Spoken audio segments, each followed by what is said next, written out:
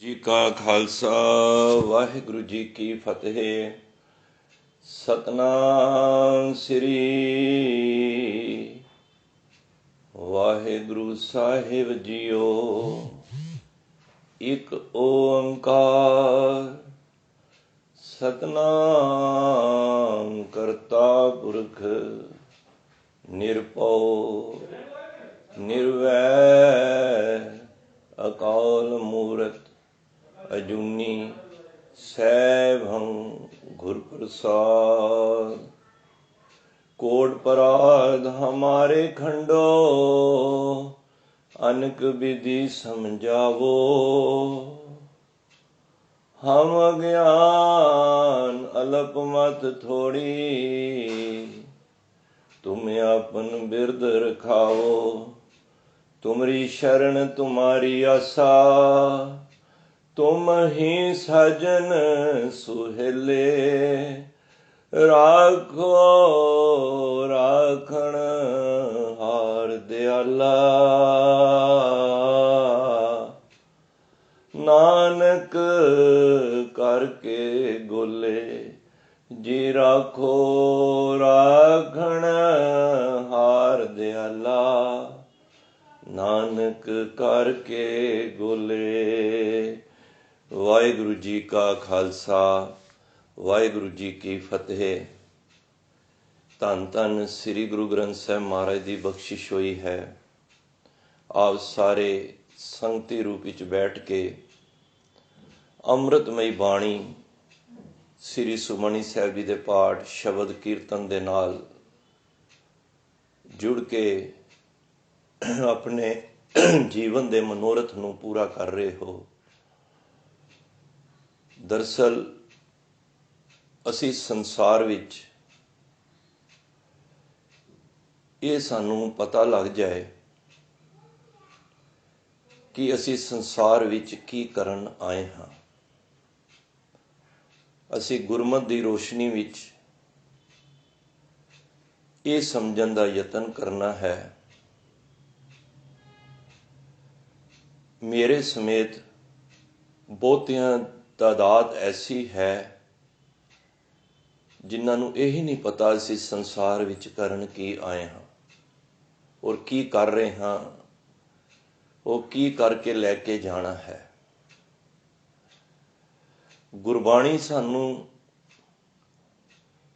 रोशनी देंदी है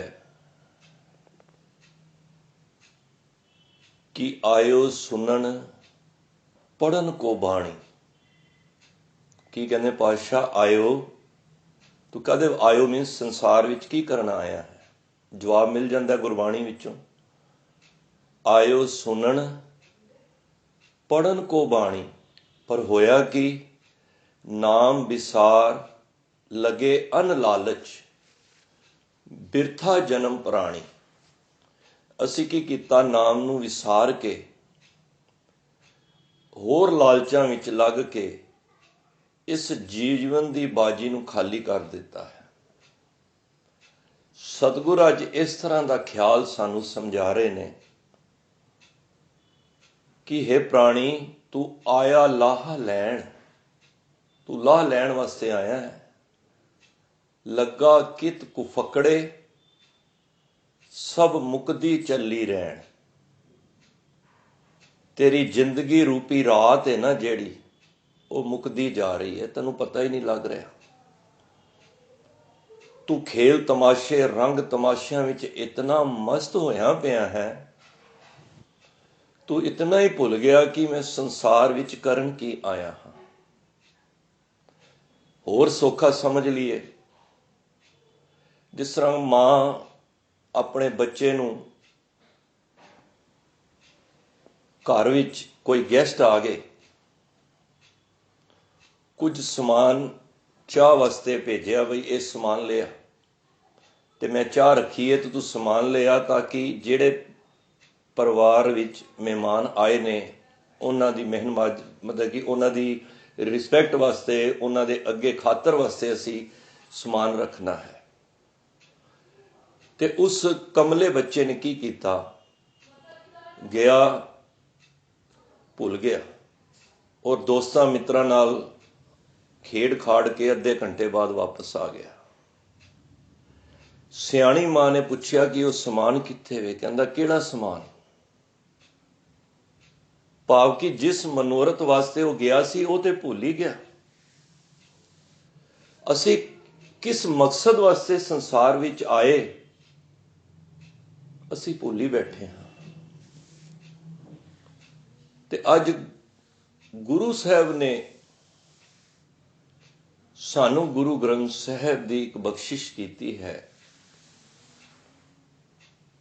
असी जीवन जाच इस विचों लै सकते हैं। गुरु ग्रंथ साहब की महिमा अपार है। सानू हर सवाल का जवाब देती है।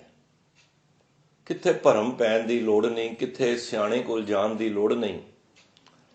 गल विच पल्ला पा के जे तुसी हाजिर हो के मन करके गुरु ग्रंथ साहब के चरनी लग के गुरु साहब कोलों अपने मन की कोई भी गल पूछ सकते हो। क्यों? क्योंकि तुसी देखो संसार विच कितने ग्रंथ ने। बाइबल हो गया, गीता हो गई, कुरान हो गया, बड़े बड़े ग्रंथ ने, पर किसी ग्रंथ दे अगे गुरु अखर नहीं लग्या। मैं दूजियां दी निंदा नहीं कर रहा, मैं अपने पिता की वडियाई कर रहा हाँ। किसी ने भी अखर गुरु नहीं लाया, पर साडे गुरु साहब ने गुरु ग्रंथ साहब नूं गुरु का दर्जा दिता है। तुसी देखो एक स्थान तो दूजे स्थान गुरु ग्रंथ साहब नूं विराजमान कराना हुंदा है, 5 सिंह नाल हुंदे ने। दुनिया के ग्रंथ इधरों दी उधर ट्रांसफर करने होण ना तो सैकल ते भी कार ते भी जिवें मर्जी ले आते हैं। तुसी अज भी रकाबगंज साहब स्वरूप लैन जाओ, वो कहेंगे पहला तो भाई साहब 5 शरीर लैके आओ, क्योंकि यह तुसी कोई किताब कोई बुक खरीदन नहीं आए। तुसी ये श्री गुरु ग्रंथ साहब अपने घर विराजमान कराने वास्ते लैके आए हो, ले जाने वास्ते आए हो। और देखो किसी भी ग्रंथ नूं एक जगह तो दूजे जगह लियाण वास्ते पानी का छिड़काव भी नहीं होंदा। मनु खिमा कर देना, किन्ने सत्कार नाल अगे सिंह छिड़काव करदा होया गुरु ग्रंथ साहब नूं लैके जांदा है। दुनिया के ग्रंथां दे विच मैं कई बारी देखिया कित्थे चोर साहब, कित्थे चंदोआ, कित्थे छत्र नहीं चुलते होणगे। ये महिमा गुरु ग्रंथ साहब की है। कदों भी इसनूं किसी ने पढ़ना है, हुक्म लेना है, सेध लैनी है, एवें नहीं। पहला पल्ला पा के गुरु के चरणों में अरदास, भावें असी प्रकाश करना है ते जे सुखासन करना है तो फिर अरदास। ये बड़ी भावना की लोड़ है। मैं गल सारी तां कर रहा हाँ, गुरु ग्रंथ साहब नहीं कहते मेरा सत्कार करो। देखो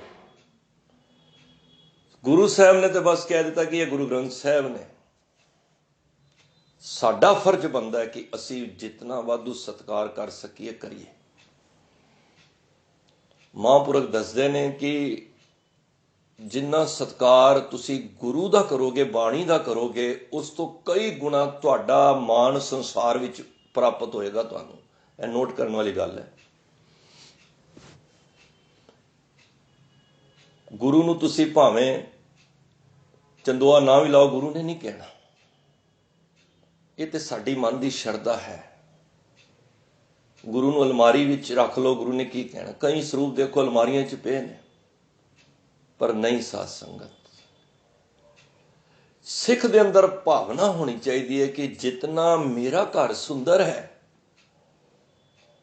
तो क्यों ना गुरु का घर सुंदर होवे।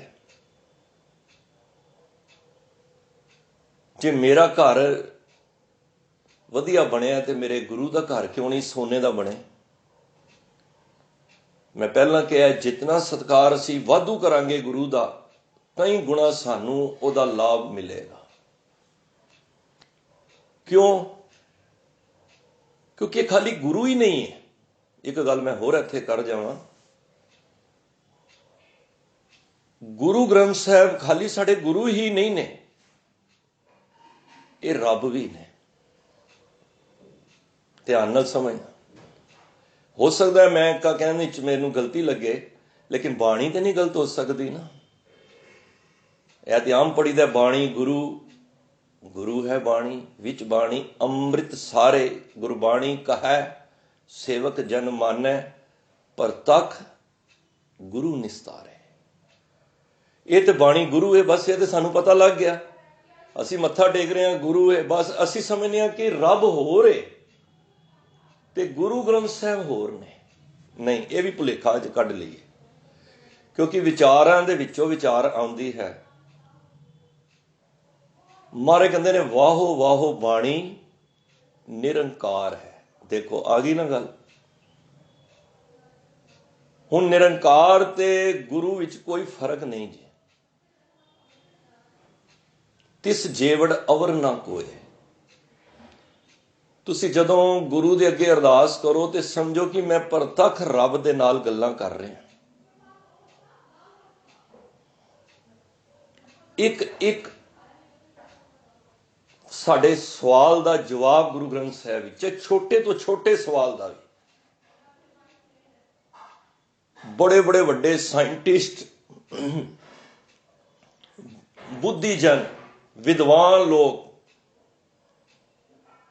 ਜਿਨ੍ਹਾਂ ਦੀ ਅਕਲ ਬਹੁਤ ਵੱਡੀ ਉੱਚੀ ਹੈ,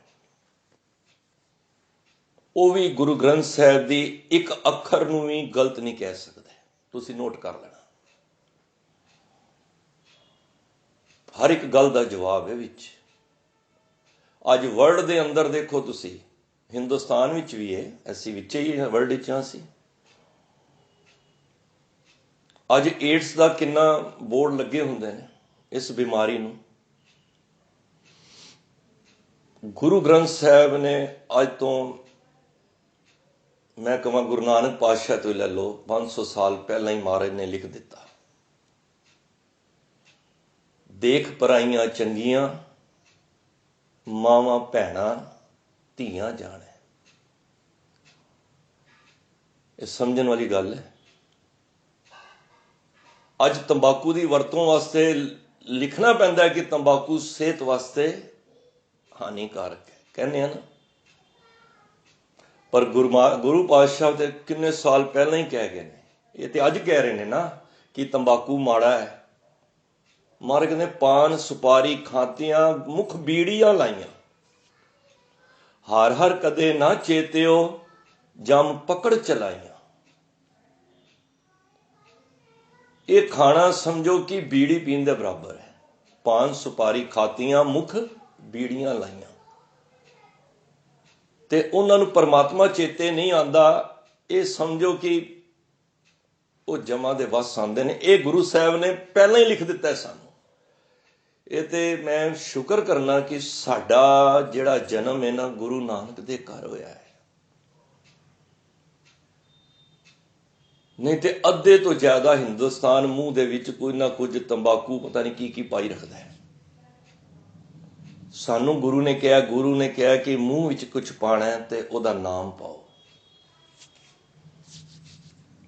ਸਾਨੂੰ ਇਹ ਖਜ਼ਾਨਾ ਗੁਰੂ ਸਾਹਿਬ ਨੇ ਸਾਨੂੰ ਬਖਸ਼ਿਆ ਹੈ, ਜੋ ਰੱਬ ਰੂਪ ਖਜ਼ਾਨਾ, ਇਹ ਸਰੂਪ ਸਾਨੂੰ ਗੁਰੂ ਗ੍ਰੰਥ ਸਾਹਿਬ ਦੇ ਰੂਪ ਵਿੱਚ ਸਾਨੂੰ ਦਿੱਤਾ ਹੈ। ਜਿਤਨੀ ਉਸਤਤ ਗੁਰੂ ਗ੍ਰੰਥ ਸਾਹਿਬ ਦੀ ਅਸੀਂ ਕਰ ਸਕਦੇ ਹਾਂ ਕਰੀਏ। ਪਰ ਮੈਂ ਵੇਖਣਾ ਸਾਡੇ ਘਰਾਂ ਦੇ ਵਿੱਚ ਦੁੱਖ ਵੱਧਦੇ ਜਾ ਰਹੇ ਨੇ। ਬਾਣੀ ਵੀ ਪੜ੍ਹ ਰਹੇ ਹਾਂ ਤੇ ਦੁੱਖ ਵੀ ਵੱਧ ਰਹੇ ਨੇ। ਹੋਣਾ ਤੇ ਇਹ ਚਾਹੀਦਾ ਸੀ ਕਿ ਬਾਣੀ ਆ ਗਈ ਏ, ਧੁਰ ਕੀ ਬਾਣੀ ਆਈ 3 ਸਗਲੀ ਚਿੰਤ ਮਿਟਾਈ। ਪਰ ਉਹਨੇ ਦੁੱਖ ਸਾਡੇ ਘਰਾਂ ਵਿੱਚ ਵੱਧਦੇ ਜਾ ਰਹੇ ਨੇ। ਪੜ੍ਹ ਸਾਰੇ ਰਹੇ ਹਾਂ,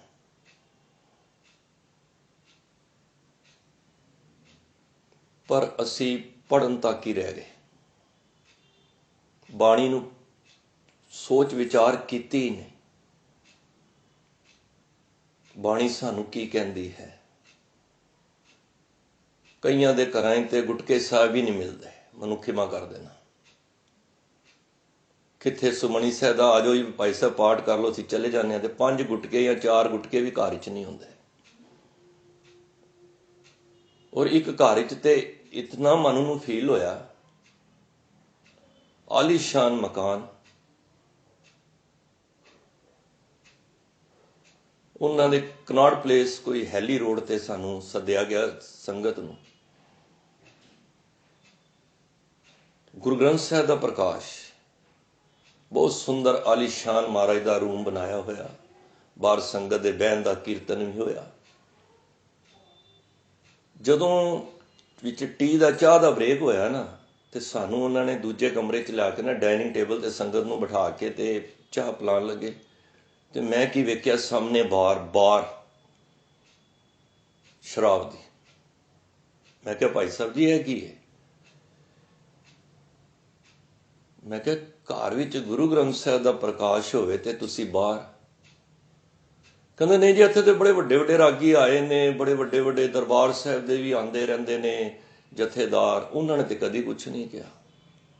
ਮੈਂ ਕਿਹਾ ਮੈਂ ਨਹੀਂ ਜਾਣਦਾ ਕਿਸੇ ਨੇ ਕੁਛ ਕਿਹਾ ਕਿ ਨਹੀਂ ਕਿਹਾ, ਲੇਕਿਨ ਮੈਂ ਗੁਰੂ ਦੇ ਅੱਗੇ ਜਵਾਬ ਦੇਣਾ ਹੈ। ਪਰ ਮੇਰਾ ਫਰਜ਼ ਹੈ ਕਿ ਵੇਖ ਕੇ ਚੁੱਪ ਹੋ ਜਾਣਾ ਗੁਨਾਹ ਸਹਿਣ ਤੋਂ, ਗੁਨਾਹ ਕਰਨ ਤੋਂ ਇੱਕੋ ਹੀ ਬਰਾਬਰ ਹੈ। ਪਾਪ ਵੇਖਣਾ ਤੇ ਪਾਪ ਕਰਨਾ ਇੱਕੋ ਹੀ ਗੱਲ ਹੈ। ਕਹਿੰਦੇ ਸਮਝੇ ਨਹੀਂ। ਮੈਂ ਕਿਹਾ ਭਾਈ ਸਾਹਿਬ ਜੀ, ਤੁਸੀਂ ਸਾਨੂੰ ਅੱਗੇ ਵਾਰੀ ਬੁਲਾਓ ਜਾਂ ਨਾ ਬੁਲਾਓ, ਸਾਨੂੰ ਉਸ ਗੱਲ ਦੀ ਫਿਕਰ ਨਹੀਂ ਹੈ। ਜਾਂ ਤੇ ਮਹਾਰਾਜ ਦੇ ਸਰੂਪ ਨੂੰ ਆਪਣੀ ਜਗ੍ਹਾ ਤੇ ਭਜਵਾ ਦਿਓ ਤੇ ਜਾਂ ਬਾਹਰ ਕਰੋ ਚੁੱਕ ਦਿਓ। ਤੁਸੀਂ ਯਕੀਨ ਨਾ ਮੰਨਣਾ, ਸਾਧ ਸੰਗਤ, ਐਸੀ ਗੱਲ ਹੋਈ ਜਦੋਂ ਸਮਾਪਤੀ ਹੋਈ ਨਾ ਦੀਵਾਨ ਦੀ, ਕਹਿੰਦੇ ਨੇ ਸਾਡੇ ਘਰ 3 ਬੇਟੇ ਨੇ। ਉਹ ਬਜ਼ੁਰਗ ਮਾਤਾ ਕਹਿਣ ਲੱਗੀ, ਤੇ ਤਿੰਨਾਂ ਦੀ ਪੇਟ ਦਰਦ ਹੁੰਦੀ ਹੈ। ਔਰ ਮੈਂ ਨਾਮ ਵੀ ਲੈ ਲਾਂਗਾ, ਵੱਡੀ ਕੰਪਨੀ ਹੈ ਜੌਨਸਨ ਵਾਲੀ ਕੰਪਨੀ, ਉਹਨੇ ਕਰੀਮਾਂ ਕਰੂਮਾਂ ਬਹੁਤ ਆਉਂਦੀਆਂ ਨੇ। 10,000 ਗਜ ਵਿੱਚ ਕਨਾਲ ਪਲੇਸ ਦੀ ਕੋਠੀ ਸੀ, ਤੇ ਉਹਨਾਂ ਨੇ ਕਿਹਾ ਜੀ ਸਾਨੂੰ ਗੱਲ ਕੀਤੀ, ਤੇ ਕਹਿਣ ਲੱਗੇ ਤਿੰਨੋਂ ਬੱਚੇ ਅਸੀਂ ਅਮਰੀਕਾ ਤੱਕ ਇਲਾਜ ਕਰਾ ਲਿਆ, ਉਹਨਾਂ ਦੀ ਪੇਟ ਦਰਦ ਨਹੀਂ ਜਾ ਰਹੀ। ਤੇ ਮੈਂ ਸੁਭਾਵਕ ਹੀ ਕਹਿ ਦਿੱਤਾ, ਮੈਂ ਕਿਹਾ ਜੀ ਅਰਦਾਸ ਕਰਕੇ ਬਾਹਰ ਚੁੱਕ ਦੋ।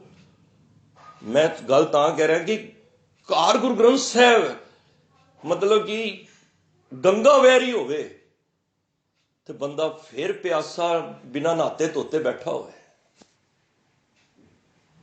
ਇੱਕ ਤੇ ਸਾਡੇ ਘਰ ਹੈ ਹੀ ਨਹੀਂ ਗੁਰੂ ਗ੍ਰੰਥ ਸਾਹਿਬ, ਜਿਨ੍ਹਾਂ ਦੇ ਘਰ ਗੰਗਾ ਹੀ ਬਹਿ ਕੇ ਘਰ ਆ ਜਾਵੇ, ਬਾਣੀ ਦਾ ਖਜ਼ਾਨਾ ਰੱਬ ਹੀ ਘਰ ਬੈਠਾ ਹੋਵੇ, ਉਹਨਾਂ ਦੇ ਘਰ ਦੁੱਖ ਕਿਹਦਾ? ਫਿਰ ਬੜੀ ਫੀਲ ਹੋਈ ਗੱਲ ਉਹਨਾਂ ਨੂੰ। ਮੇਰੇ ਮੁਖ ਤੋਂ ਵੈਸੇ ਹੀ ਨਿਕਲ ਗਿਆ, ਮੈਂ ਕਿਹਾ ਬਾਹਰ ਹਟਾ ਦਿਓ ਤੇ ਆਪੇ ਦੁੱਖ ਹਟ ਜਾਣਗੇ। ਪਰ ਨੇਤ ਪਰਮੇਸ਼ਰ ਦੀ, ਸਾਨੂੰ ਤੇ ਪਤਾ ਨਹੀਂ ਉਹਨੇ ਚੱਕੀ ਕਿ ਨਹੀਂ। ਇੱਕ ਇੱਕ ਕਰਕੇ ਤਿੰਨੋਂ ਬ੍ਰਦਰ ਉਹਨਾਂ ਦੇ ਐਕਸਪਾਇਰ ਹੋ ਗਏ।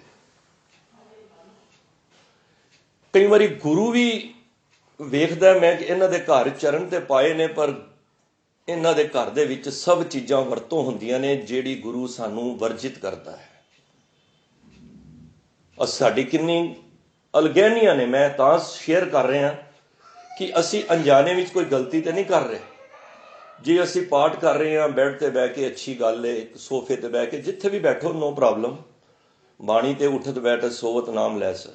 ਹੁਣ ਕੀ ਹੋਇਆ, ਇੱਧਰੋਂ ਫੋਨ ਆ ਗਿਆ, ਕੋਈ ਆ ਗਿਆ, ਅਸੀਂ ਗੁਟਕਾ ਸਾਹਿਬ ਨੂੰ ਬੰਦ ਕਰਕੇ ਨਾ ਅਸੀਂ ਫਰਿੱਜ ਦੇ ਉੱਤੇ ਰੱਖਤਾ। ਜਿੱਥੇ 5 ਮਿੰਟ ਪਹਿਲਾਂ ਮੇਰੇ ਬੱਚੇ ਨੇ ਜੂਠਾ ਗਲਾਸ ਪਾਣੀ ਦਾ ਰੱਖਿਆ ਸੀ, ਉਹਨੇ ਚੁੱਕਿਆ ਤੇ ਮੈਂ ਉਹਦੇ ਜਗ੍ਹਾ ਗੁਟਕਾ ਸਾਹਿਬ ਰੱਖ ਦਿੱਤਾ। ਪਤਾ ਸਾਨੂੰ ਨਹੀਂ ਲੱਗਿਆ। ਇਹ ਸਾਧ ਸੰਗਤ, ਇਹਨੂੰ ਛੋਟੀ ਗੱਲ ਨਾ ਸਮਝਣਾ। ਜੂਠੀ ਜਗ੍ਹਾ ਤੇ ਅਸੀਂ ਵੀ ਨਹੀਂ ਬੈਠ ਸਕਦੇ ਕਿ ਬਹਿ ਜਾਓਗੇ, ਕਿਤੇ ਪਾਣੀ ਪਿਆ ਹੋਇਆ ਤੇ ਬਹਿ ਜਾਓਗੇ। ਉਹਨੇ ਬੱਚੇ ਨੇ ਜੂਠਾ ਗਲਾਸ ਚੁੱਕਿਆ ਤੇ ਅਸੀਂ, ਕੋਈ ਫੋਨ ਆਇਆ ਜਾਂ ਅਸੀਂ ਪਾਠ ਦੀ ਸਮਾਪਤੀ ਕੀਤੀ, ਅਸੀਂ ਚੁੱਕ ਕੇ ਉਸ ਟੀਵੀ ਤੇ ਜਾਂ ਫ੍ਰਿਜ ਤੇ ਜਿੱਥੇ ਗਲਾਸ ਸੀ ਅਸੀਂ ਉੱਥੇ ਰੱਖ ਦਿੱਤਾ। ਬਾਣੀ ਦਾ ਸਤਿਕਾਰ ਕਰੀਏ। ਇਹ ਬਾਣੀ ਨਾ ਗੁਰੂ ਨਾਨਕ ਦੇ ਹਿਰਦੇ ਵਿੱਚੋਂ ਆਈ ਹੈ। ਮੈਂ 21 ਪਾਠ ਕਰ ਲਏ ਜੀ, ਮੈਂ 11 ਕਰ ਲਏ, ਮੈਂ ਗਿਣਤੀ ਵੱਲ ਮੈਂ ਨਹੀਂ ਕਹਾਂਗਾ ਕਰੋ ਗਿਣਤੀਆਂ ਵੀ ਕਰ ਲਓ, ਕੋਈ ਨਹੀਂ। ਮਨਾ ਤੂੰ ਜੇ ਟਿਕ ਕੇ ਇੱਕ ਪਾਠ ਹੀ ਜਪਜੀ ਦਾ ਕੀਤਾ ਹੁੰਦਾ ਨਾ, ਕਿਸ ਗੱਲ ਦੀ ਭਾਜੜ ਹੈ ਦੱਸੋ? ਗੁਰੂ ਨੇ ਕਿਹਾ ਤੂੰ 21 ਪਾਠ ਕਰ ਜਾਂ 11 ਕਰ ਜਾਂ 22 ਕਰ। ਅੱਜ ਇੱਕ ਵੀਰ ਜੀ ਸਮਾਗਮ ਵਿੱਚ ਗੱਲ ਸੁਣਾ ਰਹੇ ਸਨ, ਕਹਿੰਦੇ ਨੇ ਅਸੀਂ ਨਨਕਾਣਾ ਸਾਹਿਬ ਗਏ ਤੇ ਹੁਣ ਕਥਾ ਕਰਕੇ ਜਦ ਬਾਹਰ ਆਏ ਤੇ ਉਹਨਾਂ ਦੇ ਰੂਮ ਵਿੱਚ 2 ਮੁਸਲਮਾਨ ਕੁੜੀਆਂ ਆ ਗਈਆਂ, ਜਵਾਨ ਸੀ। ਤੇ ਇੱਕ ਆ ਕੇ ਕਹਿੰਦੀ ਵੀਰ ਜੀ ਇੱਕ ਸਵਾਲ ਹੈ ਮੇਰਾ। ਮੁਸਲਮਾਨ ਸੀ, ਉੱਥੇ ਪੰਜਾਬੀ ਬੋਲਦੇ ਨੇ ਨਨਕਾਣਾ ਸਾਹਿਬ ਵੀ। ਉਹਨੇ ਕਿਹਾ ਮੇਰਾ ਸਵਾਲ ਹੈ ਜੀ। ਕਹਿੰਦੇ ਨੇ ਕੀ? ਕਹਿੰਦੇ ਮੈਂ ਹੈ ਮੁਸਲਮਾਨ ਹਾਂ, ਮੇਰੇ ਘਰ ਵਾਲੇ ਇਜਾਜ਼ਤ ਨਹੀਂ ਦਿੰਦੇ ਮੈਨੂੰ ਗੁਰਦੁਆਰੇ ਆਉਣ ਦੀ। ਉਹਨਾਂ ਨੂੰ ਪਤਾ ਲੱਗ ਜਾਏ ਗੁਰਦੁਆਰੇ ਆਏ ਆ ਤੇ ਮੈਨੂੰ ਉਹ ਸ਼ਾਇਦ ਜਾਨੋਂ ਹੀ ਮਾਰ ਦੇਣ। ਮੈਂ ਕਹਿ ਕੇ ਆਈ ਹਾਂ ਕਿ ਮੈਂ ਰੋਜ਼ ਆਉਂਦੀ ਹਾਂ, ਮੈਂ ਕਹਿੰਦੀ ਰੋਜ਼ ਸਹੇਲੀ ਦੇ ਘਰ ਜਾਂਦੀ ਹਾਂ, ਇਹ ਸਹੇਲੀ ਮੇਰੇ ਨਾਲ ਹੈ। ਮੇਰਾ ਇੱਕ ਸਵਾਲ ਹੈ, ਕਹਿੰਦੇ ਤੁਸੀਂ ਪਾਠ ਜਪਜੀ ਸਾਹਿਬ ਦਾ ਕਿੰਨੇ ਟਾਈਮ ਵਿੱਚ ਕਰਦੇ ਹੋ? ਉਹ ਸੁਭਾਵਕ ਉਹਨਾਂ ਨੇ ਕਹਿ ਦਿੱਤਾ ਕਿ 15 ਕੁ ਮਿੰਟ ਲੱਗ ਜਾਂਦੇ ਨੇ, 15-20 ਮਿੰਟ। ਕਹਿੰਦੇ ਭਾਈ ਸਾਹਿਬ ਜੀ ਮੈਨੂੰ ਅੱਜ ਕਿਤਨਾ ਸਮਾਂ ਹੋ ਗਿਆ, ਪਤਾ ਨਹੀਂ ਕੀ ਪਿਆਸ ਹੈ ਮੇਰੇ ਅੰਦਰ, ਪਤਾ ਨਹੀਂ ਮੈਨੂੰ ਸਮਝ ਨਹੀਂ ਆਉਂਦੀ। 4 ਸਾਲ ਹੋ ਗਏ ਨੇ ਮੈਨੂੰ, ਮੈਂ 4 ਪੌੜੀਆਂ ਤੋਂ ਉੱਤੇ ਜਪਜੀ ਸਾਹਿਬ ਦਾ ਕਰ ਹੀ ਨਹੀਂ ਸਕਦੀ ਪਾਠ। ਤੇ ਉਹ ਕਈ ਵਾਰੀ ਬੰਦਾ ਸਮਝਦਾ ਸ਼ਾਇਦ ਆਂਦਾ ਹੀ ਨਹੀਂ ਜਾਂ ਕੀ ਚੱਕਰ ਹੈ। ਕਹਿੰਦੀ 2-2 ਘੰਟਿਆਂ ਵਿੱਚ ਮੈਂ ਮਸਾਂ 4 ਪੌੜੀਆਂ ਕਰਨੀਆਂ। ਕਹਿੰਦੀ ਮੈਂ ਅੱਗੇ ਤਾਂ ਵਧਾਂ ਜਦੋਂ ਸਤਨਾਮ ਕਹਿੰਦੀ ਹਾਂ ਤੇ ਮੈਂ ਉਸ ਪਰਮਾਤਮਾ ਦੇ ਵਿੱਚ ਜੁੜ ਜਾਂਦੀ ਹਾਂ। ਕਹਿੰਦੇ ਮੈਂ ਜਦ ਸਮਾਂ ਪਾ ਕੇ ਵੇਖਣੀ ਹਾਂ ਤੇ ਮੇਰੇ ਕੋਲ 4 ਹੀ ਪੌੜੀਆਂ ਹੋਈਆਂ ਨੇ, 2 ਘੰਟੇ ਹੋ ਗਏ ਨੇ। ਘਰ ਵਾਲੇ ਵੀ ਕਹਿੰਦੇ ਨੇ ਅੰਦਰ ਕੀ ਕਰ ਰਹੀ ਹੈ ਇੰਨਾ ਚਿਰ। ਕਹਿੰਦੀ ਮੈਂ ਤੁਹਾਡੇ ਕੋਲ ਤਾਂ ਪੁੱਛਿਆ ਕਿ ਤੁਸੀਂ ਕਿੰਨਾ ਸਮਾਂ ਲਾਉਂਦੇ ਹੋ। ਗੁਰੂ ਸਾਹਿਬ ਗਿਣਤੀ ਵੱਲ ਨਹੀਂ ਅਸੀਂ ਜਾਣਾ, ਫਿਰ ਗਿਣਤੀ ਲਿਖ ਕੇ ਫਿਰ ਅਸੀਂ ਪ੍ਰਗਟਾਵਾ ਨਹੀਂ, ਵਿਚਾਰ ਕਰਕੇ। ਤੁਸੀਂ ਜਦੋਂ ਜਪਜੀ ਪੜ੍ਹਦੇ ਹੋ ਨਾ, ਤੁਸੀਂ ਗੁਰੂ ਨਾਨਕ ਨੂੰ ਆਪਣੀ ਉਂਗਲ ਪਕੜਾ ਦਿੱਤੀ ਹੈ। ਭਾਵਨਾ ਦੀ ਖੇਡ ਹੈ, ਮੈਂ ਪਹਿਲਾਂ ਕਿਹਾ। ਜਦੋਂ ਅਸੀਂ ਆਨੰਦ ਸਾਹਿਬ ਕਰਨੇ ਆ ਤੇ ਬੁੱਢਾ ਬਾਬਾ ਅਮਰਦਾਸ ਜੀ ਨੂੰ ਆਪਣੀ ਉਂਗਲ ਫੜਾ ਦਿੱਤੀ ਹੈ। ਤੇ ਜਦੋਂ ਤੁਸੀਂ ਨਿਤਨੇਮ ਕਰਕੇ ਉੱਠਦੇ ਹੋ, ਸਮਝ ਲਓ ਕਿ ਤੁਸੀਂ ਗੁਰੂ ਦੀ ਗੋਦ ਵਿੱਚ ਬਹਿ ਕੇ ਉੱਠੇ ਹੋ। ਮੈਂ ਕਹਿੰਦਾ ਥੋੜਾ ਕਰ ਲਈਏ ਵਿਚਾਰ ਕਰਕੇ। ਹਾਲੇ ਮੇਰੇ ਸਮੇਤ ਕਈਆਂ ਨੂੰ ਰਸਨਾ ਤੱਕ ਕੀ ਹੈ ਬਾਣੀ। ਮੈਂ ਆਪਣੀ ਗੱਲ ਕਰਾਂ, ਤੁਸੀਂ ਆਪਣੇ ਨੂੰ ਪੜਚੋਲ ਕਰੋ, ਮੈਂ ਆਪਣੀ ਪੜਚੋਲ ਕਰਨਾ। ਮੈਂ ਕਿਸੇ ਵਾਸਤੇ ਕੋਈ ਉਂਗਲ ਨਹੀਂ ਹੈ। ਮੈਨੂੰ ਤੇ ਇਹ ਫੀਲ ਹੁੰਦਾ ਮੇਰੀ ਹਲੇ ਗਲੇ ਤੱਕ ਹੀ ਹੈ ਬਾਣੀ, ਥੱਲੇ ਜਾ ਹੀ ਨਹੀਂ ਰਹੀ। ਕਿਉਂਕਿ ਬਾਣੀ ਵਿੱਚੋਂ ਲੈਣਾ ਸੀ ਰਸ, ਉਹ ਤੇ ਅਸੀਂ ਲੈ ਨਹੀਂ ਪਾ ਰਹੇ।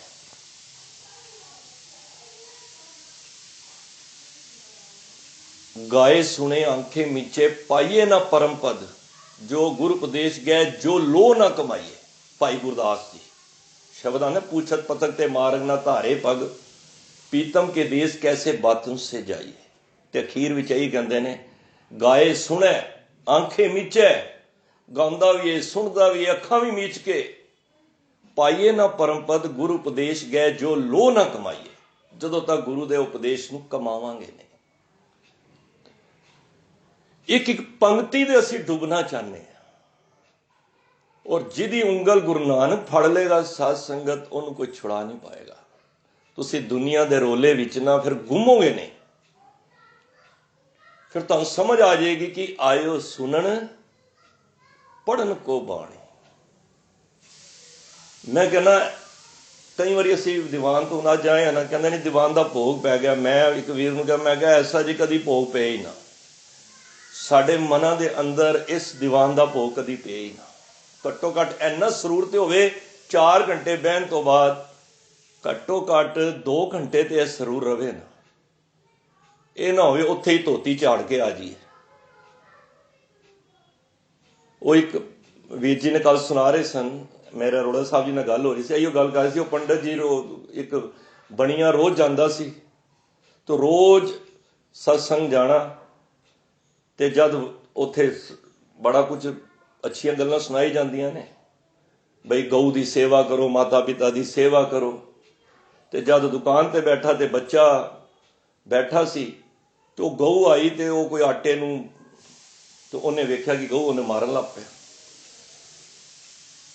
ਤੇ ਉਹ ਕਹਿੰਦਾ ਪਿਤਾ ਜੀ ਤੁਸੀਂ ਆਪ ਹੀ ਤੇ ਕਹਿੰਦੇ ਹੋ ਗਊ ਦੀ ਸੇਵਾ ਕਰੋ। ਕਹਿੰਦਾ ਨਹੀਂ, ਅਸੀਂ ਤੇ ਜੋ ਕੁਝ ਸੁਣਨੇ ਆ ਨਾ ਉੱਥੇ ਹੀ ਧੋਤੀ ਝਾੜਾਂਦੇ, ਇਹ ਨਾਲ ਨਹੀਂ ਲੈ ਕੇ ਆਉਣਾ।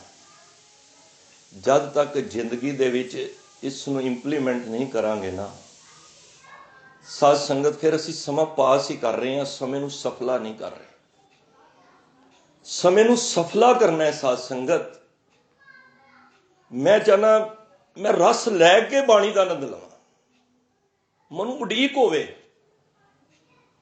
ਕਿ ਮੇਰਾ ਦੀਵਾਨ ਚਾਲੂ ਹੋ ਗਿਆ, ਸੰਗਤ ਬਹਿ ਗਈ ਹੈ, ਗੁਰੂ ਨਾਨਕ ਪਾਤਸ਼ਾਹ ਵੀ ਆ ਗਏ ਨੇ, ਗੁਰੂ ਅਰਜਨ ਦੇਵ ਪਾਤਸ਼ਾਹ ਵੀ ਬੈਠੇ ਨੇ, ਮੇਰੀ ਭਾਵਨਾ ਬਣ ਜਾਏ ਤੇ ਮੈਂ ਗੁਰੂ ਅਰਜਨ ਦੇਵ ਜੀ ਦੇ ਨਾਲ ਬੈਠਾਂਗਾ। ਦੇਖੋ ਕਿੰਨੀ ਵੱਡੀ ਗੱਲ ਹੈ। ਇਹ ਸੰਗਤ ਹੋ ਰਹੀ ਹੈ ਨਾ, ਤੇ ਤੁਹਾਡੇ ਨਾਲ ਗੁਰੂ ਬੈਠਾ ਹੋਇਆ। ਜੇ ਤੁਹਾਨੂੰ ਸਮਝ ਨਹੀਂ ਆਈ ਜਾਂ ਮੈਨੂੰ ਵੀ ਸਮਝ ਨਹੀਂ ਆਈ, ਜਿਸ ਦਿਨ ਇਹ ਸਮਝ ਆ ਗਈ ਕਿ ਗੁਰੂ ਮੇਰੇ ਨਾਲ ਬੈਠਾ ਹੈ, ਗੁਰੂ ਮੇਰੇ ਸੰਗ ਸਦਾ ਹੈ ਨਾਲੇ, ਤੁਸੀਂ ਕੀ ਸਮਝਦੇ ਹੋ ਬਾਣੀ ਤੁਸੀਂ ਸੰਗਤ ਨੂੰ ਸੁਣਾ ਰਹੇ ਹੋ? ਨਹੀਂ, ਮੈਂ ਆਪਣੇ ਆਪ ਨੂੰ ਸੁਣਾ ਰਿਹਾ। ਤੇ ਮੈਂ ਆਪਣੇ ਵਿੱਚ ਕੌਣ ਹੈ? ਗੁਰੂ ਹੈ। ਤੁਸੀਂ ਸੁਮਣੀ ਸਾਹਿਬ ਕੀਤਾ ਨਾ, ਤੁਸੀਂ 1.5 ਘੰਟਾ ਗੁਰੂ ਅਰਜਨ ਦੇਵ ਜੀ ਦੇ ਨਾਲ ਸੰਗਤ ਕੀਤੀ ਹੈ, ਹੋਰ ਕਿਸੇ ਨੇ ਨਹੀਂ ਕੀਤੀ, ਤੁਸੀਂ ਕੀਤੀ ਹੈ ਸੰਗਤ 1.5 ਘੰਟਾ ਗੁਰੂ ਅਰਜਨ ਦੇਵ ਜੀ ਨਾਲ ਬੈਠ ਕੇ। ਜਿਹੜੀ ਸੰਗਤ ਉਹਦੇ ਦੇ ਭਰਾ ਪ੍ਰਿਥੀ ਚੰਦ ਨੂੰ ਵੀ ਨਸੀਬ ਨਹੀਂ ਹੋਈ, ਉਹ ਸੰਗਤ ਤੁਸੀਂ ਕੀਤੀ ਹੈ। ਮੈਨੂੰ ਖਿਮਾ ਕਰ ਦੇਣਾ ਜੇ ਕਿਸੇ ਨੂੰ ਗੱਲ ਨਹੀਂ ਸਮਝ ਆਏ, ਤੇ ਕਿਉਂਕਿ ਬਾਣੀ ਪ੍ਰਤੱਖ ਹੈ। ਅੰਮ੍ਰਿਤ ਬਾਣੀ ਹਰ ਹਰ ਤੇਰੀ, ਸੁਣ ਸੁਣ ਹੋਵੇ ਪਰਮਗਤ ਮੇਰੀ, ਜਲਨ ਬੁਝੀ ਸ਼ੀਤਲ ਹੋਏ ਮਨੁਆ, ਸਤਿਗੁਰ ਕਾ ਦਰਸ਼ਨ ਪਾਏ ਜੀਓ। ਆ ਗਈ ਨਾ ਬਾਣੀ। ਜਦੋਂ ਤੁਸੀਂ ਬਾਣੀ ਪੜ੍ਹਦੇ ਹੋ ਨਾ, ਜਿਹੜੀ ਅੱਗ ਹੈ ਨਾ ਬੁਝ ਜਾਂਦੀ ਹੈ, ਮਨ ਸ਼ੀਤਲ ਹੋ ਜਾਂਦਾ ਹੈ, ਤੇ ਹੁੰਦਾ ਕਿ ਸਤਿਗੁਰ ਕਾ ਦਰਸ਼ਨ ਪਾਏ ਜੀਓ। ਕਮਾਲ ਦੀ ਗੱਲ ਹੈ। ਗੁਰੂ ਅਰਜਨ ਦੇਵ ਜੀ ਨਾਲ ਬੈਠ ਕੇ ਤੁਸੀਂ ਬਾਣੀ ਪੜ੍ਹ ਲਈ ਹੈ। ਤੁਹਾਡੇ ਤੋਂ ਵਰਗਾ ਭਾਗ, ਕਿਉਂ ਕਹਿੰਦੇ ਨੇ ਭਾਗਾਂ ਵਾਲੇ ਹੋ ਤੁਸੀਂ? ਕਿਉਂਕਿ ਤੁਸੀਂ ਅੱਜ ਗੁਰੂ ਦੇ ਨਾਲ ਬੈਠ ਕੇ ਗੁਰੂ ਦੀ ਬਾਣੀ ਸਰਵਣ ਕੀਤੀ ਹੈ।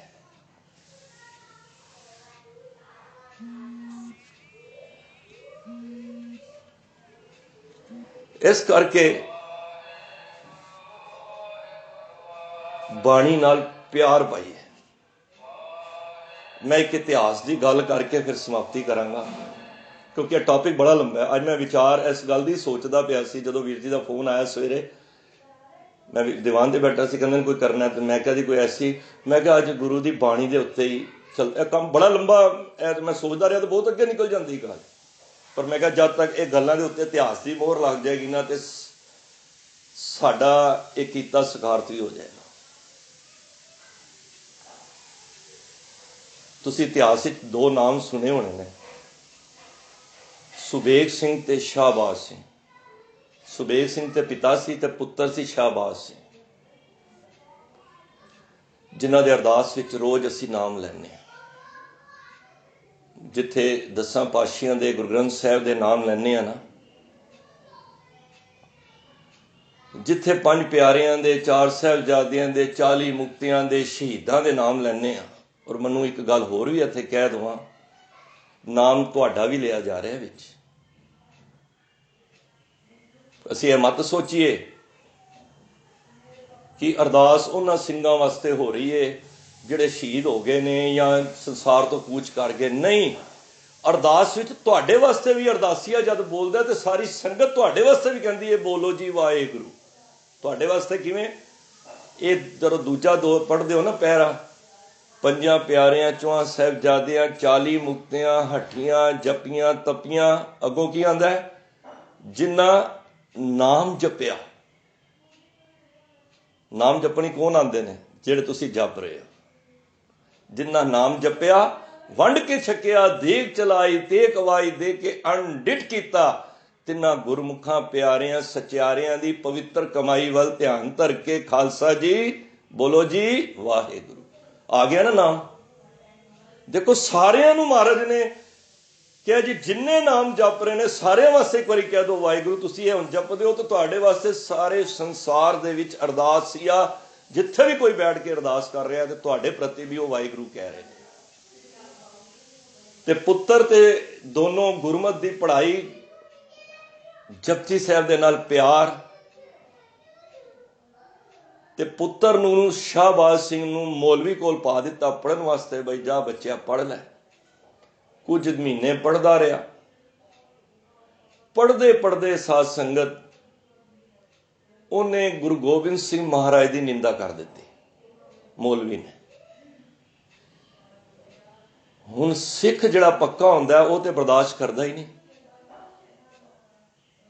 ਉਹ ਕਹਿੰਦਾ ਮੈਨੂੰ ਜੋ ਮਰਜ਼ੀ ਕਹਿ ਲੈ ਪਰ ਮੇਰੇ ਗੁਰੂ ਨੂੰ ਕੁਛ ਨਾ ਕਹੀ। ਉਹਨੇ ਜਦ ਐਸੀ ਗੱਲ ਕਹੀ ਤੇ ਉਹਨੇ ਵੀ ਅੱਗੋਂ ਦੋ ਅੱਖਰ ਫਾਲਤੂ ਬੋਲ ਦਿੱਤੇ। ਤੇ ਉਸ ਮੌਲਵੀ ਨੇ ਨਵਾਬ ਨੂੰ ਕਹਿ ਕੇ ਦੋਨੋਂ ਪਿਓ ਪੁੱਤਰ ਨੂੰ ਅਰੈਸਟ ਕਰ ਲਿਆ। ਪਿਓ ਨੂੰ ਵੀ ਤੇ ਪੁੱਤਰ ਨੂੰ ਵੀ। ਤੇ ਸ਼ਰਤ ਰੱਖੀ ਗਈ ਜਾਂ ਤੇ ਕੇਸ ਕਟਵਾ ਲਓ, ਇਸਲਾਮ ਕਬੂਲ ਕਰ ਲਓ, ਤੇ ਜਾਂ ਮੌਤ ਤਿਆਰ ਹੈ। ਦੋ ਹੀ ਰਸਤੇ ਨੇ, ਕੋਈ ਐਕਸਕਿਊਜ਼ ਨਹੀਂ। ਦੇਖੋ ਕਿੰਨਾ, ਜਦੋਂ ਅਸੀਂ ਬਾਣੀ ਪੜ੍ਹਨੇ ਆ ਨਾ, ਬਾਣੀ ਪੜ੍ਹ ਪੜ੍ਹ ਕੇ ਸਾਧ ਸੰਗਤ ਜਦੋਂ ਅੰਦਰ ਚਲੀ ਜਾਂਦੀ ਹੈ ਨਾ ਬਾਣੀ ਹਿਰਦੇ ਦੇ ਵਿੱਚ, ਫਿਰ ਇਹ ਡਰਾਵੇ ਵੀ ਕੰਮ ਨਹੀਂ ਆਉਂਦੇ। ਫਿਰ ਤੇ ਬੰਦੇ ਦੀ, ਕਬੀਰ ਸਾਹਿਬ ਕਹਿੰਦੇ ਨਾ, ਕਬੀਰ ਮੋਹ ਮਰਨੇ ਕਾ ਚਾਉ ਹੈ, ਮਰੋ ਤਾਂ ਹਰ ਕੇ ਦੁਆਰ, ਮਤ ਅਰ ਪੁੱਛੇ ਕੌਣ ਹੈ ਪਰ ਹਮਾਰੇ ਬਾਹਰ। ਕਹਿੰਦੇ ਮੈਨੂੰ ਮਰਨ ਦਾ ਚਾਹ ਆ ਗਿਆ। ਕਿਸ ਤਰ੍ਹਾਂ ਦਾ ਮਰਨਾ? ਇਹ ਨਹੀਂ ਕਿ ਸਰੀਰਿਕ, ਮੈਂ ਵਿਕਾਰਾਂ ਤੋਂ ਹੁਣ ਮਰ ਗਿਆ, ਮਾਇਆ ਦੀ ਪਕੜ ਤੋਂ ਮਰ ਗਿਆ ਹੂੰ। ਮੋਹ ਮਰਨੇ ਕਾ ਚਾਉ ਹੈ, ਮਰੋ ਤਾਂ ਹਰ ਕੇ ਦੁਆਰ, ਮਾਤਰ ਪੁੱਛੇ ਕੌਣ ਹੈ। ਜੇ ਕਿੱਥੇ ਹਰੀ ਕੋਈ ਪੁੱਛ ਲੇ ਇਹ ਬੂਹੇ ਦੇ ਬਾਹਰ ਕੌਣ ਬੈਠਾ ਹੈ, ਕੋਈ ਪੁੱਛ ਹੀ ਲੈ ਕਦੀ ਪਰਮਾਤਮਾ। ਤੁਸੀਂ ਰੋਜ਼ ਬਾਣੀ ਪੜ੍ਹਦੇ ਹੋ, ਇੱਕ ਦਿਨ ਪੁੱਛ ਹੀ ਲਵੇ ਪਰਮਾਤਮਾ ਤੁਹਾਡੇ ਕੋਲ, ਬਈ ਤੁਸੀਂ ਕਾਹਦੇ ਵਾਸਤੇ ਬੈਠੇ ਹੋ? ਰੋਜ਼ ਬੈਠਾ ਹੈ। ਹੁਣ ਇੱਕ ਭਿਖਾਰੀ ਆ ਕੇ ਰੋਜ਼ ਹੀ ਕਿਸੇ ਮਾਲਕ ਦੇ ਬਹਿ ਜਾਵੇ ਤੇ ਇੱਕ ਵਾਰੀ ਤਰਸ ਆ ਹੀ ਜਾਏਗਾ ਨਾ ਮਾਲਕ ਨੂੰ। ਕਬੀਰ ਸਾਹਿਬ ਕਹਿੰਦੇ ਨੇ ਮਾਤਰ ਪੁੱਛੇ ਕੌਣ ਹੈ ਪਰ ਹਮਾਰੇ ਬਾਹਰ। ਅਗਰ ਮੇਰੇ ਦੁਆਰੇ ਆ ਕੇ ਕੌਣ ਹੈ ਰੋਜ਼ ਕਦੀ ਮਾਤਰ ਪੁੱਛ ਹੀ ਲਵੇ ਪਰਮਾਤਮਾ, ਤੇ ਮੈਂ ਉਹਨੂੰ ਕਹਾਂਗਾ ਮੋਹੇ ਮਰਨੇ ਕਾ ਚਾਉ ਹੈ। ਮੈਨੂੰ ਮਰਨ ਦਾ ਚਾਅ ਹੈ, ਮੈਂ ਤੇਰੇ ਦੁਆਰੇ ਹੀ ਮਰਾਂ। ਇਹ ਕੀ ਹੈ? ਇਹ ਬਾਣੀ ਅੰਦਰ ਧਸ ਗਈ ਹੈ। ਛੋਟੇ ਸਾਹਿਬਜ਼ਾਦਿਆਂ ਨੂੰ ਕੀ ਹੈ? ਮੌਤ ਡਰਾ ਨਹੀਂ ਸਕੀ, ਲਾਲਚ ਉਹਨਾਂ ਨੂੰ ਆਪਣੇ ਮਕਸਦ ਤੋਂ ਹਟਾ ਨਹੀਂ ਸਕੀ, ਕਿਉਂਕਿ ਕੇਸਾਂ ਨਾਲ ਗੁਰੂ ਦੇ ਨਾਲ ਪਿਆਰ ਸੀ। ਉਹਨਾਂ ਨੇ ਕਿਹਾ ਕੇਸ ਅਸੀਂ ਕਤਲ ਕਰਾਣੇ ਹੀ ਨਹੀਂ ਹੈ। ਅੱਜ ਮੈਂ ਬੜੇ ਸਵਾਲ ਪੁੱਛਣਾ, ਕਈ ਵਾਰੀ ਕਿੱਥੇ ਬੈਠਣਾ ਹੋਵੇ ਨਾ, ਕਹਿੰਦੇ ਨੇ ਉਹ ਸਰਦਾਰ ਵੇਖੇ ਨੇ ਸਿੱਖ ਹਿੰਦੂਆਂ ਵਿੱਚੋਂ ਤੇ ਆਏ ਨੇ। ਕਈ ਵਾਰੀ ਕਹਿ ਦਿੰਦਾ ਬੰਦਾ, ਕਹਿੰਦਾ ਹਿੰਦੂਆਂ ਵਿੱਚੋਂ ਤੇ ਆਏ ਨੇ। ਮੈਂ ਕਿਹਾ ਨਹੀਂ ਭਾਈ, ਨੋਟ ਕਰ ਲਓ ਆਪ ਜੀ। ਮੈਂ ਵੀ ਉੱਥੇ ਜਵਾਬ ਦੇ ਦਿੱਤਾ। ਮੈਂ ਕਿਹਾ ਜੀ ਕੋਈ ਨਹੀਂ ਆਏ। ਮੈਂ ਕਿਹਾ ਤੁਹਾਡੇ ਜਿੰਨੇ ਅਵਤਾਰੀ ਹੋਏ ਨੇ ਮੈਨੂੰ ਦੱਸੋ ਕਿਹੜੇ ਕੇਸਾਂ ਧਾਰੀ ਨਹੀਂ ਹੋਏ? ਭਾਵੇਂ ਕਿਸ਼ਨ ਜੀ, ਹਜ਼ਰਤ ਈਸਾ, ਸਾਰੇ ਕੇਸਾਂ ਧਾਰੀ ਹੋਏ ਨੇ। कबीर केसो केसो कूकिए ना सोइए आसार, रात दिवस के कूक ने कबू के सुने पुकार। ये केसो केसो कौन है? परमात्मा ही है ना, रब दा रूप है। वो केस रूप ही च हैगे ने ते सारे केसा धारी होए ने। ते फिर असी हिंदू विचों कित्थों आ गए? गुरु गोबिंद सिंह महाराज ने ते सानू एक परमात्मा दा सही रूप ही तो दिता होया है। असी विचों कित्थों आ गए? छेड़ाखानी ते तुसी कीती है। उदाहरण के तौर पर किसी हिंदू के घर बच्चा होवे, मुसलमान के घर होवे, सरदार के घर, तिन्हों के घर बच्चा होवे, उस बच्चे को माता पिता ना दिखाया जाए, एक दूजे बंद कमरे च रख दिता जाए, 20 साल 22 साल हो जाਣ, ਤਿੰਨਾਂ ਬੱਚਿਆਂ ਨੂੰ ਬਾਹਰ ਕੱਢੋ, ਉਹਨਾਂ ਕੋ ਬੱਚੇ ਆਪਣੇ ਪਹਿਚਾਨ ਲਓ। ਉਹ ਵੇਖੇਗਾ ਸੁन्नत ਵੇਖੇਗਾ, ਉਹ ਵੇਖੇਗਾ ਕਿ ਜਿਹੜੀ ਉਹ ਕਿ ਨਾਮ ਹੈ ਬੋਧੀ ਦਾ, ਤੇ ਜਾਂ ਫਿਰ ਜਨੇਊ ਪਾਇਆ ਕਿ ਨਹੀਂ ਪਾਇਆ। ਲੇਕਿਨ ਕੀ ਹੋਏਗਾ? ਸਿੱਖ ਕਹੇਗਾ ਤਿੰਨੋਂ ਬੱਚੇ ਮੇਰੇ ਹੀ ਨੇ, ਕਿਉਂਕਿ ਜਿਹਨੇ ਛੇੜੇ ਹੀ ਖਾਨੀ ਨਹੀਂ ਕੀਤੀ, ਜਿਹਨੇ ਆਪਣੇ ਗੁਰੂ ਨੂੰ, ਦੇਖੋ ਗੁਰੂ ਨੂੰ ਬੜਾ ਪਿਆਰ ਹੈ, ਗੁਰੂ ਨੇ ਕੇਸ, ਗੁਰੂ ਦੀ ਮੋਹਰ ਹੈ। ਕੋਸ਼ਿਸ਼ ਕਰੀਏ ਕੇਸਾਂ ਨਾਲ ਪਿਆਰ ਕਰੀਏ। ਤੇ ਉਹਨਾਂ ਨੇ ਕਿਹਾ ਕੇਸ ਅਸੀਂ ਘਟਾਣੇ ਨਹੀਂ ਜੇ, ਤੇ ਇਸਲਾਮ ਅਸੀਂ ਕਬੂਲ ਨਹੀਂ ਕਰਨਾ, ਬੜੀਆਂ ਜਾਗੀਰਾਂ ਦਾਂਗੇ ਤੁਹਾਨੂੰ। ਕਹਿੰਦੇ ਇਹ ਚੀਜ਼ਾਂ ਦਾ ਤੇ ਸਿੱਖ ਜਦ ਬਾਣੀ ਪੜ੍ਹ ਕੇ ਮਾਇਆ ਤੋਂ ਬਹੁਤ ਉੱਤੇ ਲੰਘ ਜਾਂਦਾ ਹੈ। ਜਿੱਥੇ ਤੱਕ ਕਿਸੇ ਦੀ ਛੋਟੇ ਬੰਦੇ ਭਾਵ ਨਾਸਤਿਕ ਬੰਦੇ ਦੀ ਸੋਚ ਵੀ ਨਹੀਂ ਪਹੁੰਚ ਸਕਦੀ, ਉੱਥੋਂ ਤੱਕ ਇਤਨੀ ਉੱਚੀ ਉਹ ਗਹਿਰਾਈਆਂ 'ਚ ਪਹੁੰਚ ਜਾਂਦਾ ਹੈ। ਉਹ ਤੇ ਗੁਰਮੁਖ ਅੰਤਰ ਸਹਿਜ ਹੈ, ਮਨ ਚੜਿਆ 10ਵੇਂ ਆਕਾਸ਼, ਉੱਥੇ ਉਂਗ ਨਾ ਭੁੱਖ ਹੈ, ਹਰ ਆਤਮ ਰਾਮ ਪ੍ਰਗਾਸ, ਨਾਨਕ ਦੁੱਖ ਸੁਖ ਵਿਆਪਤ ਨਹੀਂ, ਤਿੱਥੇ ਆਤਮ ਰਾਮ ਪ੍ਰਗਾਸ। ਉੱਥੇ ਅੰਦਰ ਸਹਿਜ ਆ ਜਾਂਦਾ, ਉਹਨੂੰ ਤੇ ਕੋਈ ਹੈ ਹੀ ਨਹੀਂ।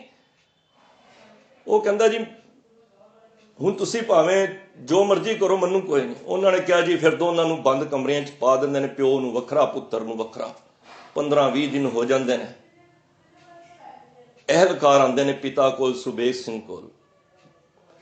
ਸੁਬੇਗ ਸਿੰਘ ਤੇਰਾ ਪੁੱਤਰ ਤੇ ਰਾਜੀ ਹੋ ਗਿਆ। ਪਤਾ ਨਹੀਂ ਉਹਨਾਂ ਦੀ ਚਾਲ ਸੀ ਕੀ ਸੀ, ਤੇ ਤੁਸੀਂ ਵੀ ਰਾਜੀ ਹੋਵੋ ਤੇ ਇਸਲਾਮ ਕਬੂਲ ਕਰ ਲਓ। ਹੁਣ ਪਿਤਾ ਸੁਬੇਗ ਸਿੰਘ ਜੀ ਕਹਿੰਦੇ ਜੀ ਮੈਂ ਵੀ ਹੋ ਜਾਵਾਂਗਾ, ਪਰ ਮੇਰੀ ਇੱਕ ਬੇਨਤੀ ਹੈ ਕਿ ਤੁਸੀਂ ਮੈਨੂੰ 1 ਘੰਟੇ ਵਾਸਤੇ ਮੇਰੇ ਪੁੱਤਰ ਨਾਲ ਮਿਲਾ ਦਿਓ, ਤੇ ਮੈਂ ਵੀ, ਅਸੀਂ ਦੋਨੋਂ ਪਿਓ ਪੁੱਤਰ ਹੋ ਜਾਵਾਂਗੇ। ਉਹਨਾਂ ਨੇ ਸੋਚਿਆ ਚੱਲ ਸਾਡਾ ਪਹਿਰਾ ਬਹੁਤ ਹੈ, ਬਾਹਰ ਤੱਕ ਅਸੀਂ ਖੜੇ ਹੋਏ ਹਾਂ, ਅੰਦਰ ਜੇਲ੍ਹ ਦੇ ਅੰਦਰ ਹੈਗੇ ਨੇ, ਚਲੋ ਮਿਲਾ ਵੀ ਦਿੰਦੇ ਹਾਂ, ਕੀ ਹੈ, ਕਿਉਂਕਿ ਇਸਲਾਮ ਤੇ ਕਬੂਲ ਕਰਨਗੇ। ਹੁਣ ਪੁੱਤਰ ਨੂੰ ਪਿਓ ਦੇ ਨਾਲ ਮਿਲਾਇਆ ਗਿਆ 15-20 ਦਿਨ ਬਾਅਦ। ਪਿਓ ਸਮਝਦਾਰ ਸੀ, ਉਹਨੇ ਜਦ ਕਮਰੇ ਵਿੱਚ, ਬੰਦ ਕਮਰੇ ਵਿੱਚ ਬੈਠਾ, ਤੇ ਉਹਨੇ ਕੁਝ ਕਿਹਾ ਨਹੀਂ ਕਿ ਪੁੱਤਰ ਤੂੰ ਹਾਂ ਭਰੀ ਜਾਂ ਨਾ ਭਰੀ, ਜਾਂ ਤੈਨੂੰ ਕੋਈ ਡਰਾਇਆ ਗਿਆ ਜਾਂ ਕੁਝ, ਜੋ ਵੀ। ਉਹਨਾਂ ਨੇ, ਭਾਈ ਸੁਬੇਗ ਸਿੰਘ ਨੇ ਇਤਿਹਾਸ 'ਚ ਆਇਆ, ਦੋਨੋਂ ਹੱਥ ਬੱਚੇ ਦੇ ਸੀਸ ਤੇ ਰੱਖ ਦਿੱਤੇ, ਤੇ ਕਿਹਾ ਅੱਖਾਂ ਖੋਲ। ਅੱਖਾਂ ਨਾਲ ਅੱਖਾਂ ਮਿਲਾ ਕੇ ਘੰਟਾ ਲਗਾ ਕੇ ਇੱਕ ਜਪਜੀ ਸਾਹਿਬ ਦਾ ਪਾਠ ਕੀਤਾ।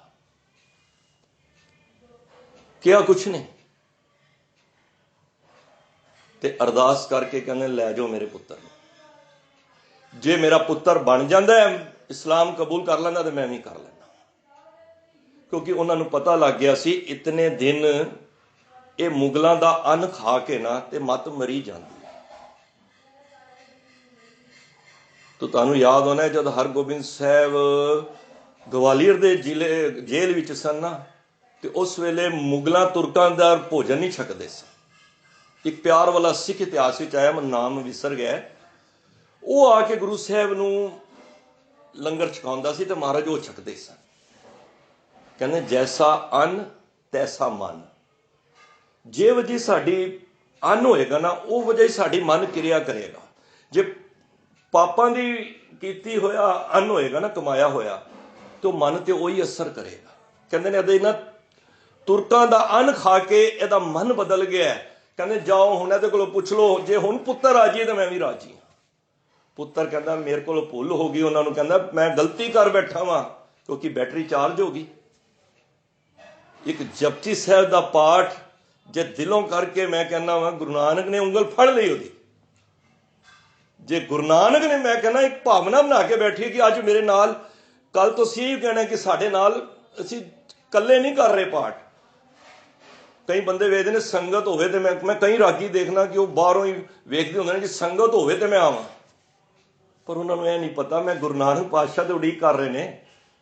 ਬਾਬਾ ਬੁੱਢਾ ਜੀ ਬੈਠੇ ਨੇ, ਗੁਰੂ ਅਮਰਦਾਸ ਪਾਤਸ਼ਾਹ ਬੈਠੇ ਨੇ, ਕਹਿੰਦੇ ਸੁਣਾ ਤੇ ਸਹੀ। ਤੇ ਤੁਹਾਨੂੰ ਪਤਾ ਤੁਸੀਂ ਗੁਰੂ ਅਰਜਨ ਦੇਵ ਜੀ ਨਾਲ ਸੰਗਤ ਕਰਕੇ ਇਤਨੇ ਸਮੇਂ ਦੀ ਸੰਗਤ ਕਰ ਰਹੇ ਹੋ, ਸਾਡੇ ਵਿੱਚ ਬੈਠੇ ਹੋਏ ਨੇ। ਭਾਵਨਾ ਦੀ ਖੇਡ ਹੈ। ਤੇ ਸਾਧ ਸੰਗਤ ਉਹਨਾਂ ਨੇ ਜਦ ਈਨ ਨਾ ਮੰਨੀ, ਤੇ ਦੋਨਾਂ ਪਿਓ ਪੁੱਤਰਾਂ ਨੂੰ ਆਰਡਰ ਹੋ ਗਏ ਕਿ ਇਹਨਾਂ ਨੂੰ ਚਰਖੜੀਆਂ ਤੇ ਚੜਾ ਦਿੱਤਾ ਜਾਵੇ। इतिहास गवाह है, अपने केसां दी बेदबी नहीं होण दित्ती। किसे लालच वश विच आके उन्होंने धर्म दी, देखो वो समा भी सी जद गुरु नानक पातशाह ने जनेऊ नहीं पाया, वो जबरदस्ती पाते रहे। महाराज ने मना करता, कहते जबरदस्ती वाला सौदा ही नहीं कोई, मेरा मन नहीं है, मैं नहीं मनता। पर समा आया गुरु तेग बहादुर साहब जनेऊ उतारन वाली गल आई तो महाराज कहते ने मेरा सीस चले जाएगा, मैं जनेऊ नहीं उतरन दांगा। एक ही खेड है कि अपने धर्म दे विच आजादी होनी चाहिए।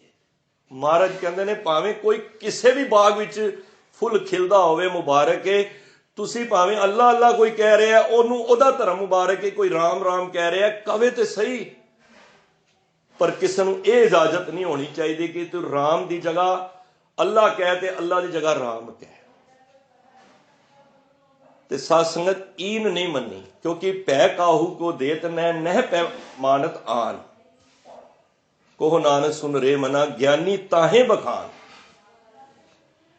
ना डरना ते ना डरावना। बाणी विच इतनी आत्मक अडोलता है। बाणी प्रभ की सबको बोले, आप अडोल ना कबहू डोले, क्योंकि वो आप अडोल है। वो गुरु ने पहला किया इत्थों शुरू किया कि गुरु नानक दे हिरदे विचों आई है, ते गुरु नानक दा हिरदा अडोल है। जेड़ा इस नूं मन करके इस बाणी नूं पढ़ेगा वो भी अडोल हो जाएगा, ओदी आत्मक अवस्था बहुत उच्ची हो जाएगी, ओदी आत्मक अवस्था समझ लो ओदे च बल आ जाएगा। फिर ते चरखड़ियां ते चढ़ा लो, बंद बंद कटा लो, आरियां नाल चिरा दो, रूह च लपेट दिओ, भावें देगे च उबाल दिओ, क्योंकि वो आनंद उन्होंने वो समझते हैं कि इन्होंने शरीरिक पीड़ा दे के वो शरीर के विचों निकल गए, वो किसी होर बेगमपुरा शहर को ना हो, वो किसी होर शहर ही चले गए। वो समझते ना शरीरिक कष्ट दे के ते इन्होंने छोटे साहिबजादियां नूं असीं डुला देंगे। महाराज कहते ने नहीं, जद बाणी हिरदे विच चली गई ना, फिर उन्होंने वो दूजे देश च लै जाती है जिथे कोई गम ही नहीं है, जिथे शरीर का दुख सुख व्यापत नहीं, तिथे दुख सुख व्यापत नहीं, जिथे आत्म राम प्रगास, क्योंकि नाम का प्रकाश हो जाता है उत्थे। और जिथे नाम का प्रकाश हो जाए फिर भावें ध्रुव भगत वर्गिया नूं भी कोई डुला नहीं सकिया, भावें अग दे विच ओदी भूआ ने गोदी विच बिठा के ओनू वर सी, भावें बई अग च सड़ांगे, पर नेत परमेश्वर दी भगत वाहिगुरु प्रहलाद नूं ते कुछ होया नहीं, ते होलका जल के राख हो गई, क्योंकि हर जुग जुग भगत उपाया पैज रखदा आया राम राज्य। हर नाकस दुष्ट हर मारिया, प्रहलाद तराया, अंकारियां निंदकां पिठ दे नाम देओ मुखलाया, जन नानक ऐसा हर सेविया अंत ले छड़ाया। क्योंकि जदों गुरु पातशाह बख्शिश कर देन, बाणी हिरदे विच वसै ना, फिर तो बड़ी अगे निकल जाता है संसार तो। फिर संसार की पकड़ मोह माया लालच सब फिक्के पै जाते हैं। तो पातशाह यही कह रहे हैं अज कि तू संसार विच करन की आया, आयो सुनन पढ़न को बाणी, नाम विसार लगे अन लालच, बिरथा जन्म प्राणी। तू खाली चला गया है, इस करके तू अपने मनोरथ नूं समझ कि मैं संसार दे विच बाणी पढ़न ते सुनन वास्ते आया वां, उहदे नाल ही मेरा पार उतारा है। होर कुछ जितनियां भी असी गल्लां कर लईए दुनियावी, जो मर्जी कर लईए, जद तक बाणी दे नाल नहीं जुड़ांगे ना, दुख रोग संताप उतरे। सुनी सच्ची बाणी संत साजन भये सरसे, पूरे गुरु ते जानी। ये पूरे गुरु तो ही मिलनी है, होर किसे तो नहीं, काचे गुरु को नहीं मिलनी, ये पूरे गुरु को मिलनी है। क्योंकि गुरु ने, गुरु की है, गुरु बाणी है, बाणी गुरु, गुरु है बाणी। इस करके बाणी दे लड़ लगिए, ਬਾਣੀ ਵਿੱਚ ਉਹ ਆਤਮਿਕ ਅਡੋਲਤਾ ਹੈ, ਉਹ ਗੁਰੂ ਸਾਹਿਬ ਸਾਨੂੰ ਬਖਸ਼ਿਸ਼ ਕਰਦੇ ਹਨ। ਮਹਾਰਾਜ ਕਿਰਪਾ ਕਰਨ, ਸਾਡਾ ਬਾਣੀ ਨਾਲ ਇਤਨਾ ਪਿਆਰ ਹੋ ਜਾਏ ਕਿ ਮੈਂ ਕਹਾਂ ਕਿ ਅੱਜ ਸਮਾਗਮ ਵਿੱਚ ਬੈਠੇ ਆ ਨਾ, ਤੇ ਕਿੱਥੇ ਹੁਣ ਮੈਨੂੰ ਇਹ ਡਰ ਲੱਗੇ ਕਿ ਸਮਾਗਮ ਦੀ ਸਮਾਪਤੀ ਹੋ ਰਹੀ ਹੈ ਤੇ ਮੈਂ ਕੀ ਕਰਾਂਗਾ। ਨਹੀਂ, ਤੇਰੇ ਅੰਦਰ ਸਮਾਪਤੀ ਨਾ ਹੋਵੇ, ਐਸਾ ਤੇਨਾਂ ਪਿਆਰ ਬਣਿਆ ਰਵੇ। ਤੂੰ ਉਡੀਕ ਵਿੱਚ ਹੋਵੇਂ ਕਿ ਕਦੋਂ ਸਮਾਗਮ ਸ਼ੁਰੂ ਹੋਵੇ, ਮੈਂ ਵੀ ਸੰਗਤ ਵਿੱਚ ਬੈਠ ਕੇ ਗੁਰੂ ਨਾਲ ਹਰਨਾਵੇਂ ਨਾਲ ਗੱਲਾਂ, ਹਰਨਾਵੇਂ ਨਾਲ ਮਸਲਤ, ਹਰਨਾਮ ਹਮਾਰੀ ਕਰਦਾ ਨਿਤ ਸਾਰਾ, ਮੈਂ ਉਹਦੇ ਨਾਲ ਵਿਚਾਰ ਕਰਾਂ। ਮੈਂ ਦੁਨੀਆ ਨਾਲ ਤਾਂ ਬੜੀਆਂ ਵਿਚਾਰਾਂ ਕੀਤੀਆਂ ਨੇ, ਅੱਜ ਮੈਂ ਗੁਰੂ ਨਾਲ ਬੈਠ ਕੇ ਕਰਾਂ, ਹਰਨਾਵੇਂ ਨਾਲ ਗੱਲਾਂ, ਹਰਨਾਵੇਂ ਨਾਲ ਮਸਲਤ ਕਰਕੇ, ਉਹ ਗੁਰੂ ਦੇ ਨਾਲ ਗੱਲ ਕਰਕੇ, ਤੇ ਮੈਂ ਇਹ ਪਿਆਰ ਗੁਰੂ ਕੋਲ ਲਵਾਂ। ਤਾਂ ਸਾਰੇ ਆਪ ਭਾਗਾਂ ਵਾਲੇ ਹੋ ਜੋ ਗੁਰੂ ਅਰਜਨ ਦੇਵ ਮਹਾਰਾਜ ਦੇ ਪ੍ਰਤੱਖ ਦਰਸ਼ਨ ਬਾਣੀ ਰਾਹੀਂ ਕਰਕੇ ਆਪਣੇ ਜੀਵਨ ਨੂੰ ਸਫਲਾ ਕਰ ਰਹੇ ਹੋ। ਸਾਰਿਆਂ ਦਾ ਤਹਿ ਦਿਲ ਤੋਂ ਧੰਨਵਾਦ। ਬੇਅੰਤ ਭੁੱਲਾਂ ਗਲਤੀਆਂ ਹੋਈਆਂ ਨੇ, ਦਾਸ ਦੀਆਂ ਨੇ, ਖਿਮਾ ਕਰ ਦੇਣਾ। ਅੱਗੋਂ ਜਦੋਂ ਵੀਰ ਜੀ ਯਾਦ ਕਰਨਗੇ, ਅਸੀਂ ਉਹਨਾਂ ਦੇ ਹਰ ਵੇਲੇ ਗੁਰੂ ਸਾਹਿਬ ਆਪ ਮੈਨੂੰ ਕਹਿੰਦੇ ਨਹੀਂ ਸੇਵਾ ਕਰੋਗੇ, ਮੈਂ ਕਿਹਾ ਤੁਸੀਂ ਕੰਨ ਫੜ ਕੇ ਵੀ ਕਰਾਓਗੇ ਤੇ ਅਸੀਂ ਕਰ ਲਵਾਂਗੇ, ਕਿਉਂਕਿ ਅਸੀਂ ਗੁਰੂ ਨਾਨਕ ਦੇ ਚਾਕਰ ਹਾਂ। ਤੇ ਜੇ ਚਾਕਰੀ ਕਰ ਰਹੇ ਹਾਂ ਤੇ ਫਿਰ ਨਖਰੇ ਕਾਹਦੇ ਕਰਨੇ ਨੇ? ਨਖਰੇ ਉਹ ਕਰਦਾ ਹੈ, ਅਸੀਂ ਤਾਂ ਗੁਲਾਮ ਹਾਂ। ਗੁਲਾਮ ਦੀ ਫਿਰ ਆਪਣੀ ਮਰਜ਼ੀ ਨਹੀਂ ਚੱਲਦੀ, ਫਿਰ ਬਾਬੇ ਨਾਨਕ ਦੀ ਚੱਲਦੀ ਹੈ। ਉਹ ਫਿਰ ਜਿੱਥੇ ਚਲਾਵੇ ਚਲਾਈ ਜਾਵੇ। ਬਸ ਇਤਨਾ ਹੋਵੇ ਕਿ ਤੁਹਾਡੀ ਅਸੀਸ ਮਿਲਦੀ ਰਹੇ, ਪਿਆਰ ਮਿਲਦਾ ਰਹੇ, ਤੇ ਅਸੀਂ ਤੁਹਾਡੇ ਇਸੇ ਤਰ੍ਹਾਂ ਚਰਨ ਪਰਸਦੇ ਰਹੀਏ। ਭੁੱਲਾਂ ਚੁੱਕਾਂ ਦੀ ਖਿਮਾ। ਵਾਹਿਗੁਰੂ ਜੀ ਕਾ ਖਾਲਸਾ, ਵਾਹਿਗੁਰੂ ਜੀ ਕੀ ਫਤਿਹ।